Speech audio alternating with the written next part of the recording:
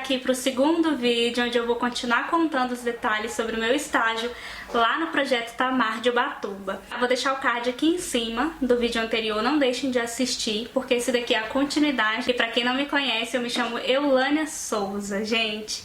Tô voltando aqui pro YouTube para contar um pouquinho mais dessa experiência que aconteceu já tem um tempo, né? Mas como eu falei no vídeo anterior, eu resolvi vir aqui ainda falar desse assunto porque esses vídeos ficaram pendentes. Quando eu gravei os anteriores, muita gente entrou em contato comigo para compartilhar que se sentiram inspirados a correr atrás de planos, de sonhos, etc. Muita gente gostou e pediu para eu gravar esses aqui. Eu espero que vocês gostem, aproveitem e que ajude vocês também, né, quem tiver vontade de estagiar lá algum dia.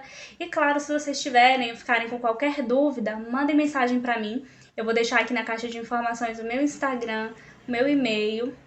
Mandem mensagem que a gente conversa, tá bom? E bora lá pras perguntas. A pergunta é sobre a questão do treinamento pro estágio Tamar.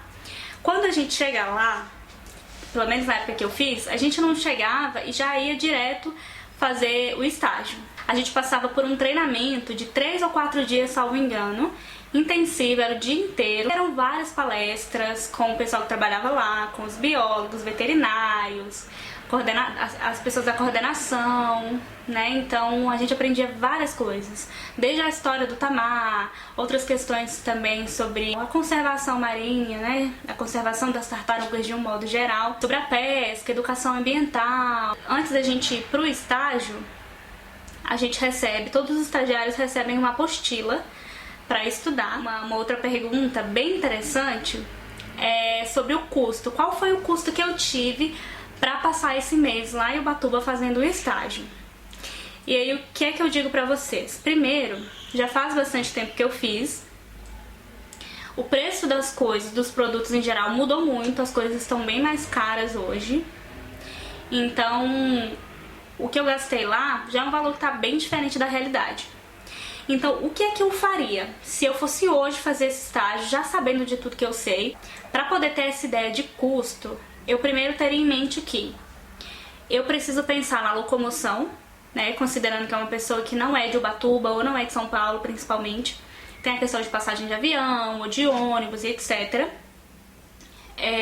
Tem a questão da alimentação também, né? E aí, com relação à locomoção, é interessante compartilhar que, geralmente, quem vem de outras cidades, outros estados para São Paulo, de avião, para poder fazer o estágio, desembarca no aeroporto de Guarulhos, foi assim comigo. E aí lá, você, na verdade, de Guarulhos, é interessante ir pra rodoviária do Tietê e lá pegar um ônibus até Ubatuba. No meu caso, eu peguei carona, fui com a Renata, que era uma das outras colegas de estágio, então ela me buscou lá no aeroporto de Guarulhos pra gente ir direto pra Ubatuba. Gente, dá pra pesquisar tudo isso na internet, né? Tanto passagens de avião saindo da cidade de vocês até São Paulo, daí já anota, quanto essa passagem de ônibus para ir, por exemplo, da rodoviária do Tietê até Ubatuba. Inclusive, se vocês tiverem dúvida e quiserem me mandar mensagem, eu vou deixar aqui na caixinha de informações o meu Instagram, o meu e-mail. Vocês podem mandar mensagem que a gente conversa sobre isso. Mas já para vocês saberem, a linha de ônibus que vai até Ubatuba é tanto a litorânea quanto a Pássaro Marrom. Essas são as informações que eu tenho. E aí, se eu fosse hoje, se eu fosse fazer esse estágio hoje, eu pegaria papel e caneta ou computador e ia começando a anotar esses gastos. Pesquisa, gente, é isso. Então, locomoção. Com relação à alimentação, às vezes vocês são de outra cidade, que o custo de vida é bem diferente do de São Paulo, de Ubatuba. Mas mesmo assim, a dica que eu daria é pegar a média da própria cidade de vocês para ter uma ideia. Por exemplo, vejam quanto é mais ou menos uma marmita na cidade de vocês, ou mesmo no mercado, né? Se eu preciso comprar arroz, feijão, etc. Quanto que eu gasto em um mês? Lá, quando eu tava no estágio, algumas pessoas compravam marmita, não faziam comida e tudo mais, compraram marmita o mês inteiro. Façam essa conta aí na cidade de vocês. Vocês não vão ter o valor exato do que vocês vão gastar lá, se vocês forem, mas dá pra partir de algum lugar. É o que eu sempre penso. Tentem partir de algum lugar pesquisando. E aí, uma outra pergunta que eu recebi, que achei interessante, é o que eu comia lá, quando eu tava no estágio. qual era a minha alimentação. Eu comia, gente, o mais básico possível que vocês puderem imaginar. Então eu comprava arroz, feijão, ovos, pão, queijo e presunto, pra poder fazer misto quente, coisas assim. E aí com essa questão do gasto, né, que eu tava falando, é interessante vocês pensarem também que cada pessoa tem um perfil diferente. Por exemplo, o gasto que eu tive na época outras pessoas que fazem estágio comigo, às vezes gastavam o dobro, na mesma quantidade de tempo. Né? Então, com relação ao perfil também é muito relativo. Eu fazia a minha comida, que dava pra fazer mais rápido, enfim, porque a gente precisava de praticidade também, porque além de trabalhar bastante, a gente queria ter tempo pra aproveitar a cidade, né? Então, eu comprava duas coisas mais básicas.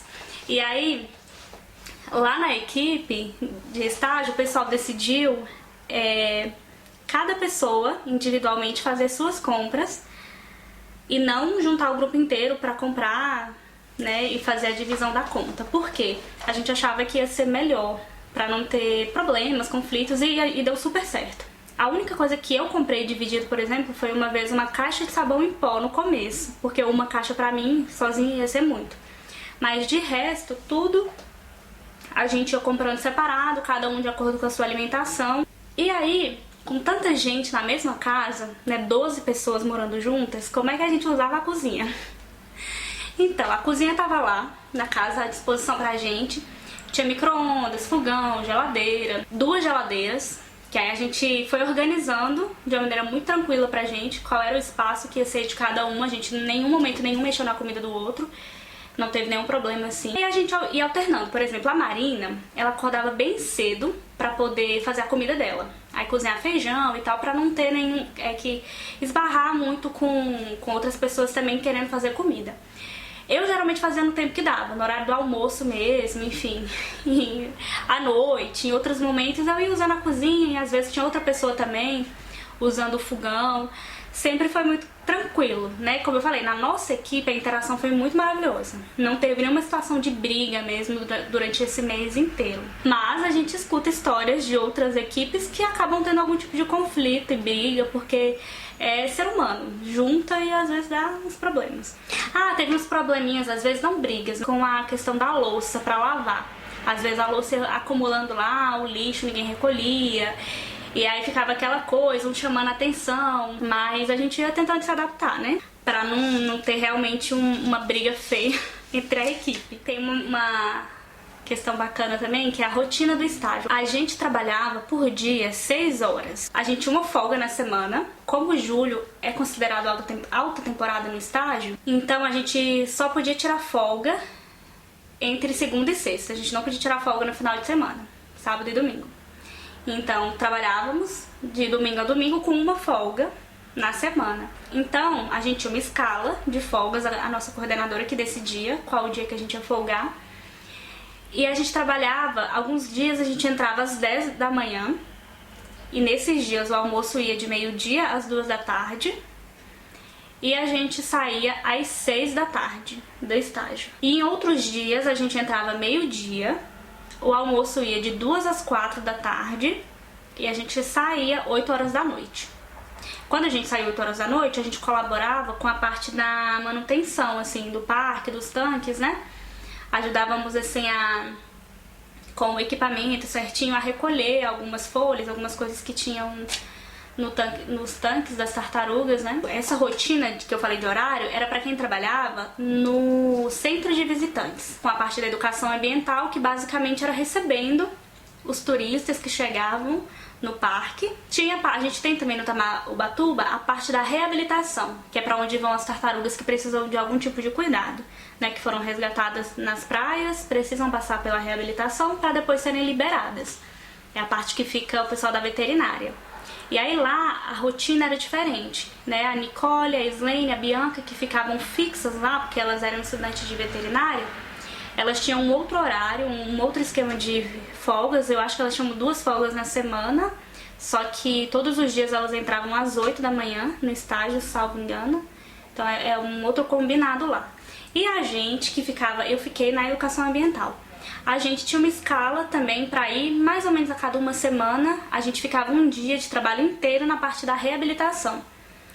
Eu gostei mais, particularmente, da parte do centro de visitantes, né? E lá a gente recebe os turistas, explica sobre o projeto um pouquinho, fala sobre as espécies de tartaruga, quantas são, quais tem no Brasil, e vai ali explicando, né, fazendo um tour pela base, acompanhando o turista. E aí, como nós éramos muitos, digamos assim, a gente ficava espalhado pela base. Aí cada hora o turista ia passando por um de nós pra gente poder explicar. E aí lá tem visitantes do Brasil e do mundo inteiro. Tem umas atividades específicas, às vezes com as crianças. Na época de alta temporada, que é época de férias, tem uma atividade todo dia pra gente acompanhar as crianças, pra elas jogarem a comida pra tartaruga. Cada dia a gente, na escala também, tinha um estagiário que ficava fixo o dia inteiro na parte onde ficam as crianças, né, que é a área Kids, área infantil lá. E a última pergunta,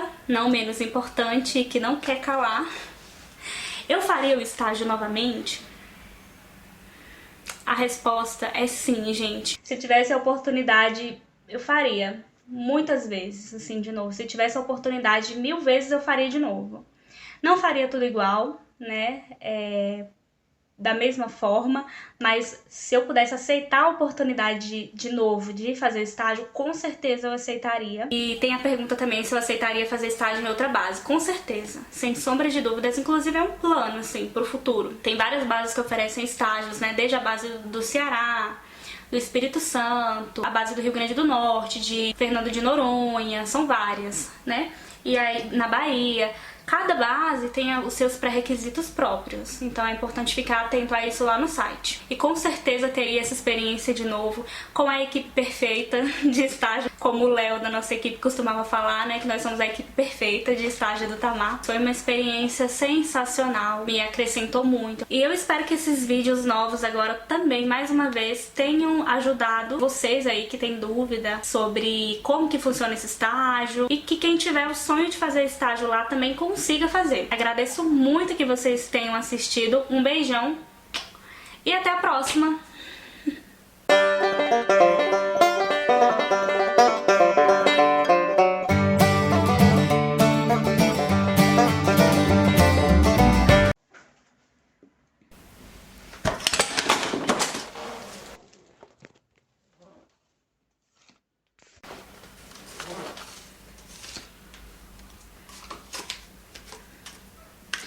Tava demorando os trem cair aqui.